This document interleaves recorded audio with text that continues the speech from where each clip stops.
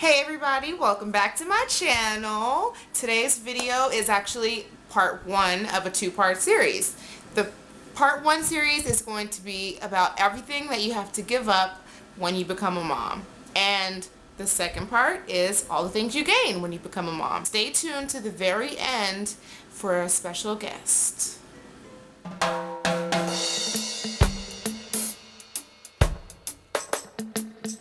The first thing that you'll have to give up if you become a mom is the obvious: money. Kids are expensive.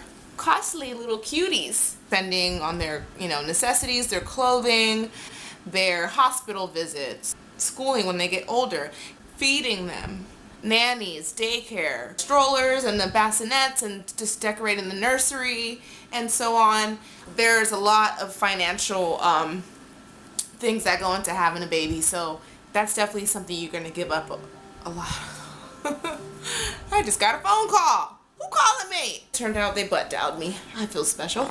Now granted, when you have like a baby shower, you get most of what you need, so you end up not spending that much money to begin with, but they are going to be a lifetime expense. The next thing that you'll have to give up when you become a mom is your free time. And just having, time to your alone time is very precious when you have a baby. It's no longer just about you. Anytime you leave the house or go out somewhere, it's a carefully orchestrated event and takes a lot of planning. And when you are alone, you never feel alone, and you can't really just be alone because always in the back of your mind you're thinking of your baby. Are they okay? Do they need anything? Did I forget to leave them anything when I left the house? You are no longer alone. And while it's an amazing, lovely thing to never be alone, your alone time is just non-existent, mentally and physically. And I'm not saying that you completely give it up or that you never ever get it again. I'm just saying that it's really hard to get any. It's difficult. Everything that you do now involves us. There's no more me. There's no more just yourself. You have to worry about your baby too, obviously. Physically, you might get a few breaks here and there, but you can't ever detach from them mentally. Something that was an adjustment for me was something as simple as just running to the bodega at any hour of the night when I needed to grab something. Now that is a whole trip, and it takes planning and organizing, and it's just a lot of extra steps in something that used to be so simple. So that was an adjustment for me. The next thing on this list is your me mentality. That's gotta go out the window. It's now, what are we gonna do? How are we gonna get to this place? What are we gonna eat? What time are we gonna go to bed? This also means when you are taking anything for self-care or doing anything for self-care, you can't really even fully engage in it because in the back of your mind you're constantly concerned with the well-being and care of your baby. I know I am. That's how it is when I do anything when I'm away from my baby. It's like, is he okay? Are they being kind to him? Are they treating him, how he should be treated? And I almost feel a little bit bad sometimes, like when I'm enjoying myself too much. It's like, okay, please behave because you are somebody's mother. Don't forget.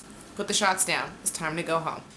That thing that I had to give up that was hardest for me, one of the hardest, was a lot of my relationships with my friends. A lot of my friends started disappearing.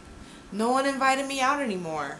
No one wanted the pregnant girl to be at brunch next to their mimosas anymore.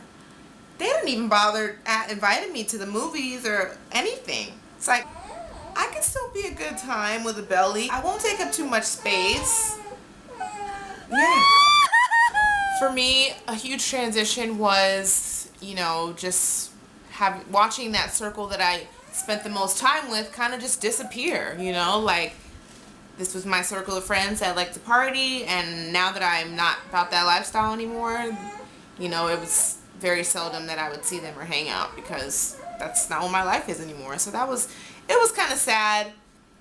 It got me down a bit, but I'm still in touch with them. I wouldn't say I completely lost friends. It's just that I never see them anymore. That's the reality.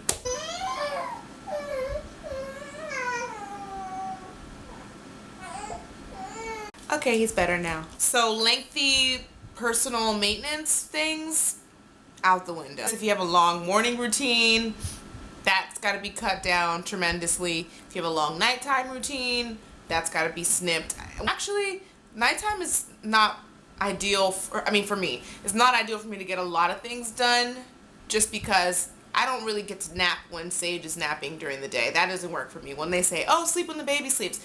People tell me that left and right. Like when he was first born, I heard that all the time. And I'm like, okay, I'm going to do it. I'm going to have energy. I'm going to sleep when the baby sleeps.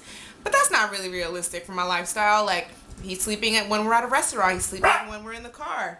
He's sleeping these times when I can't really get to sleep. So what made sense for me was to go to bed with Sage. So if I put him down at 7, I like to get to bed shortly after him, and that seems to help with me being able to get up with him at night when he needs to be fed and changed. And the number one thing that you are going to have to give up when you become a mom, you guessed it, is sleep. Chances are you'll be perpetually exhausted. I'm always tired. I just wear makeup to conceal that I'm tired. I'm exhausted. I could drop right now. But you make it happen. You make it happen. Also, when you're pregnant and you're getting up all those times at night, it kind of prepares you for all the times you're going to be up at night with your baby. And strange to say, I was grateful for that because I was never someone that would like to get up early. I slept like a log.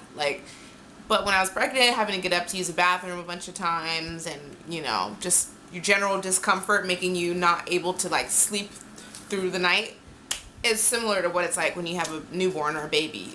And so it kind of preps you for your lack of sleep that you get when you become a mom. Yay! So that concludes the list of things that you're going to have to give up when you become a mommy. The list is a lot longer, I'm sure, but I don't want to focus on all the things you're going to have to give up because the reality is you gain so much too. And some of those reasons and some of those gains are going to be in the next video, the second part to this one. So I hope that you hit that subscribe button and you hit that bell next to it so you can get a notification when the new video is up so that you don't miss that.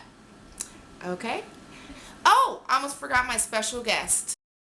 This is my special guest, y'all. Say hi, checkers. Hello. Yeah. Yeah. Yeah. That is it for now.